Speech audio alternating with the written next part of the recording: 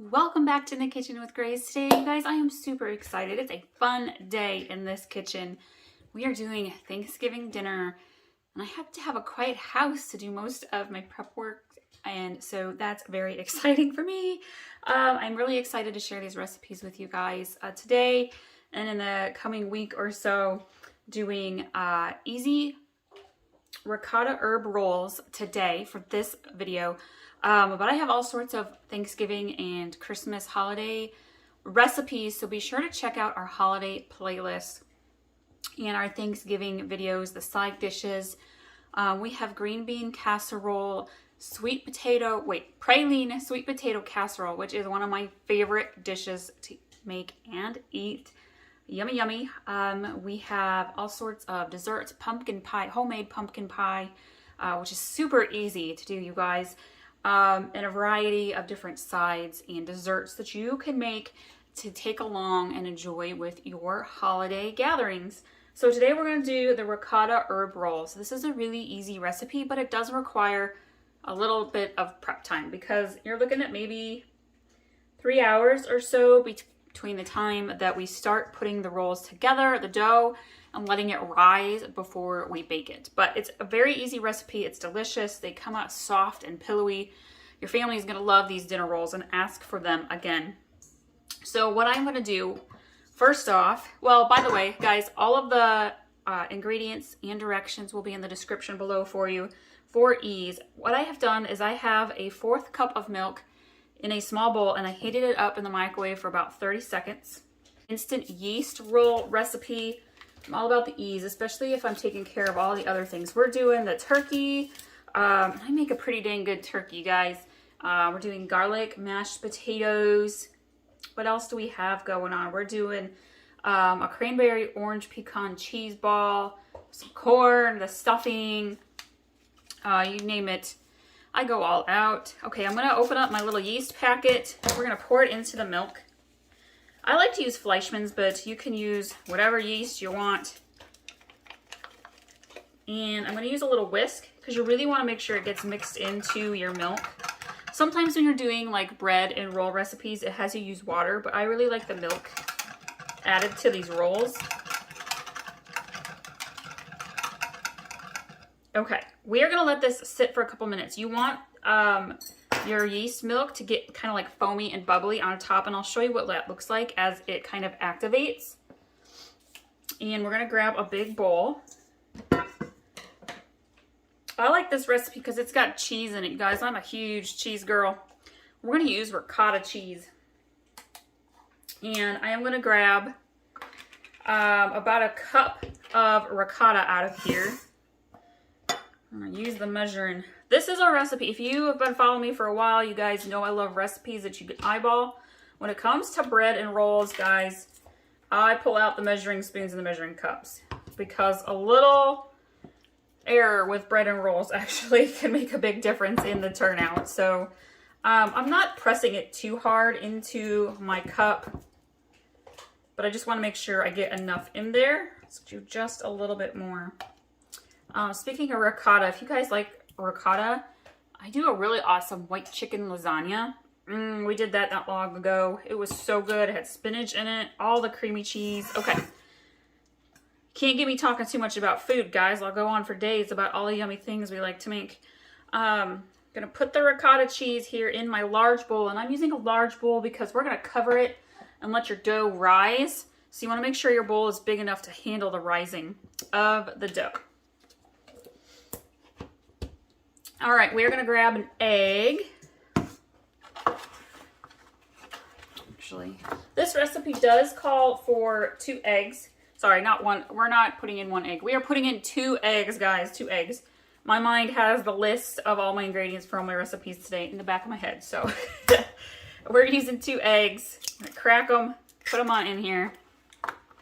If you want to use a stand mixer, you totally can. I'm doing this by hand today. There's something about old-fashioned kneading. It's kind of therapeutic. I enjoy it when I have the time to do it. All right, and we are going to add in 1 tablespoon of light olive oil.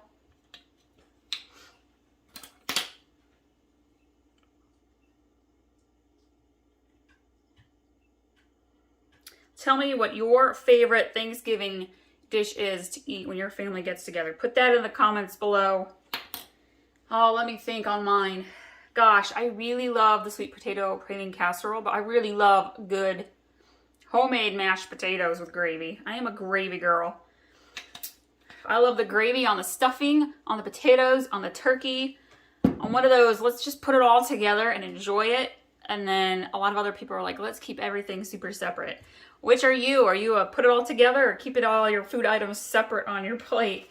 I am going to add in now 1 teaspoon, just a little itty bit of sugar. But this is normal when you're making bread or rolls. It just adds a hint of sweetness. Plop that in there. And we're gonna get out our herbs. We are going to do, whoops, I need my tablespoon. Let's grab it. It's gonna stick in there. You want about a tablespoon of thyme. And I knew that this one was about gone, so I was gonna use it up. I have some fresh thyme as well. But you know what? I'm actually gonna hang on to this because I'm gonna use it for my turkey. Gotta have thyme on the turkey, friends. And we are gonna grab some rosemary. You want to do about a tablespoon of that as well. Woo! Well, you know what? There was just a little bit in there. Throw her in. If you've got any kind of savory herb, some oregano, some sage. Actually, I'm saving the sage for the turkey too. But we're going to just leave it with the thyme and the rosemary today for these rolls. But any kind of savory herb you could toss into these guys. They're amazing. You could also, instead of doing all of these original herbs, you could just do dill, plain old dill, and be super delicious too.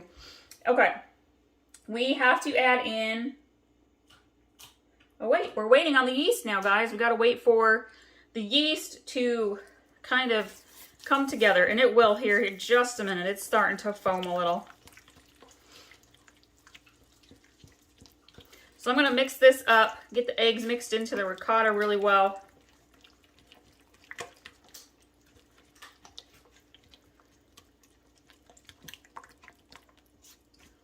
We usually smoke, well, I should say usually, the last couple of years we've smoked our turkey. This year I'm going to go back to doing it in the oven. I love a good roasted turkey. I'll make it really good. You get that skin perfectly golden brown. And I realized, I was like, you know what? I'm going to do a tutorial video because there's a lot of people, they don't know how to do a turkey in the oven for Thanksgiving. And it's really a lot easier than people want to make it out to be. And there's just a few key steps that really gets you a perfect golden skin crust and your turkey meat just perfectly juicy. So, all right, let's take a look. Okay, my yeast has just another minute or two, but you can see maybe it's just starting to get a little bubbly and foamy. So I'm going to give it another minute or two, and we're going to come back, add that in. All right, so if you can kind of see, maybe it is a little bit foamy. You can see teeny tiny little bubbles at the top of our yeast milk. Sometimes it kind of depends on your yeast. Sometimes it will get really foamy, and other times it doesn't. As long as you see the bubbles at the top, you know that your yeast is activated. We're going to go ahead and pour it right on in. And I'm going to give this a really good mix before we start adding flour.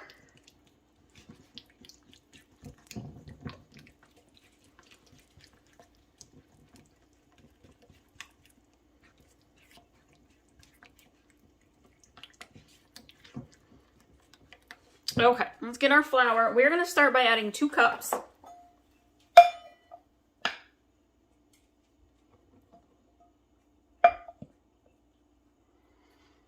And we're going to slowly get this mixed in really well. You want the texture and consistency of your dough to be elasticy and slightly sticky.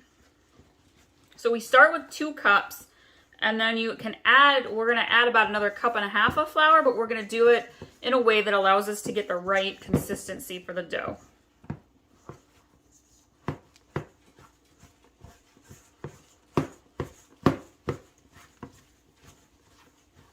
And you know when you're ready for more flour, because as you're stirring, it literally pulls away from the side of your bowl. Okay. I'm going to add 1 more cup. We'll start with that.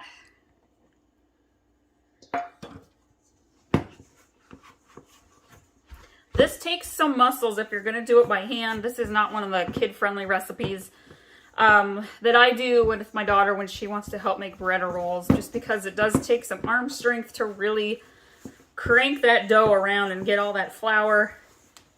But you can see it's coming together and it's pulling off the sides, which is perfect. All right, it's not sticky. And it's kind of elasticy. And here's the thing, you can always add in a little bit more liquid, like a tablespoon of water at a time. I might keep it at this. If it kind of all comes together and stays together, you're about there. As far as the amount of flour,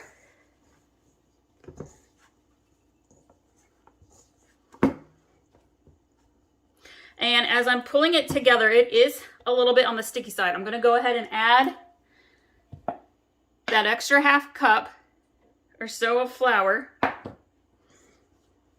I'm going to use my hands and I'm going to start my kneading here in the bowl. And kneading is you kind of grab the front of the dough with your hand, press down and forward with your palm, then you kind of flip and rotate it around, fold it back.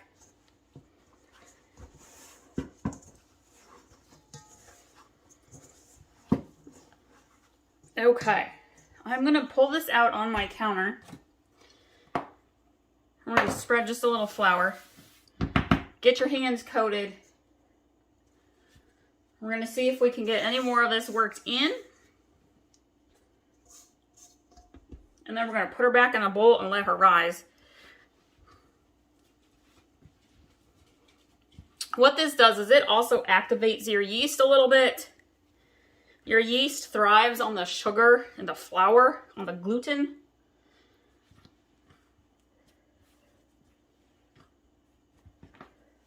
And as I'm doing this, it's getting stickier again, which is great because you want it just slightly sticky.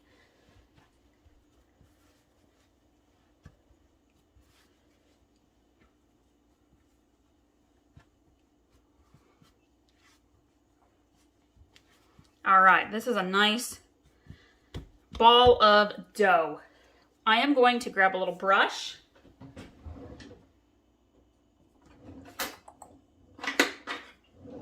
I'm going to add a dabble of oil to a bowl, and I'm going to kind of brush the inside of my bowl. This helps keep your dough from sticking to your bowl as it rises.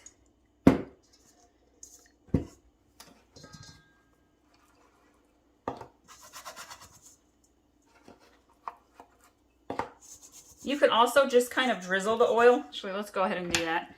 Still have quite a bit of flour in there, and that's okay.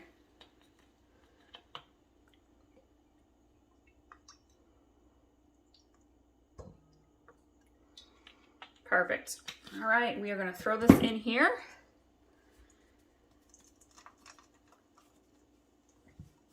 And we are going to cover this with some plastic wrap. And we are going to let it rise for about 1.5 hours. So take note of the time. Now, depending on where you live, the temperature of your kitchen, you may want to turn your oven on to just warm. Or if you've got anything going on in the oven, and set your bowl on that warm back spot on your stove top. That will kind of help heat the bottom of the bowl and kind of warm things up. My kitchen's about 70 degrees before I start anything in the oven. So, but you should see this about double in size by the time the 1.5 hours is done. So if you check on it in like an hour, don't uncover it, guys. Keep it nicely covered. And it's not really rising. You need to put it in a little bit of a warmer spot. So again, that'd be like getting your oven onto warm and setting your bowl on top of your stove. All right, we're gonna take a break from this recipe. I'm gonna jump into another one. All right, we are back to our ricotta herb rolls, guys. You can see that my dough has risen some. It's been about 1.5 hours that I've been letting it rise. I'm gonna pluck it out from my bowl. I have sprayed my baking sheet here with cooking spray, and we are gonna kind of deflate this guy. You can tell when it kind of gets ready because you should be able to kind of go a knuckle deep or so into your dough. When it doesn't pop right back up, you're good to go. Okay, I'm gonna kind of deflate it just a little bit. Let's give it a quick, gentle knead, nothing serious. I'm kind of just, all right. I'm gonna grab my cutter, and we wanna cut it into kind of even, it's not necessarily squares, but even amounts here as best we can.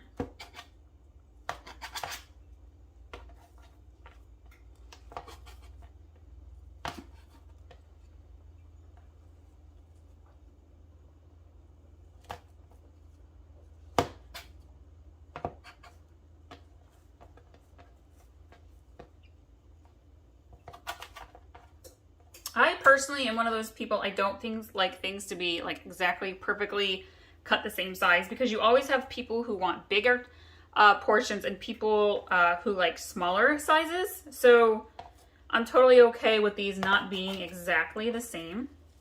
And when anytime you're working with bread and rolls, it's okay if they're different shapes. Some are squares, some are triangles. I'm gonna space these out a little bit because they're gonna keep rising just a little. I am going to get some light olive oil, and I'm going to kind of baste the tops and the sides a little bit. This adds a lot of flavor.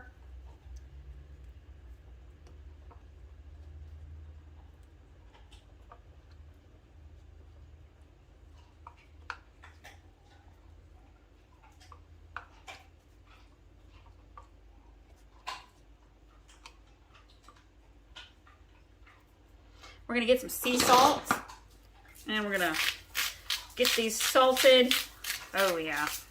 Now we're gonna cover them up with the saran wrap, and we're gonna let them continue to rise for about another hour.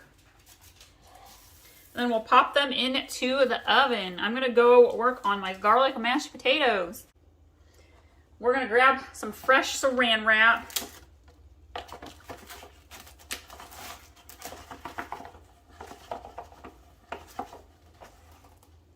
Make sure you get enough to cover it all. Probably use 2 sheets here. Yeah, maybe this will cover it. I'll scoot them in just a little bit. There we go. And we're gonna leave these out and let them continue to rise for about another hour or so. They may get a lot bigger, or they may not get a whole lot more poofy. That's okay. They'll rise a little bit, and then we'll go ahead and bake them. All right, so the ricotta herb rolls are ready to pop into the oven. I'm gonna bake them at about 375 degrees for, I don't know, maybe 20 minutes or so. You want them to be fully baked, and they will be light, soft, and fluffy, slightly golden brown on top, and I'll show you what they look like when they're all done. These are the ricotta herb dinner rolls. They're thick, they're fluffy, they are packed with flavor. Thank you all so much, guys. You're going to enjoy these dinner rolls with your holiday dinner. Thank you for watching, and we'll see you guys next time.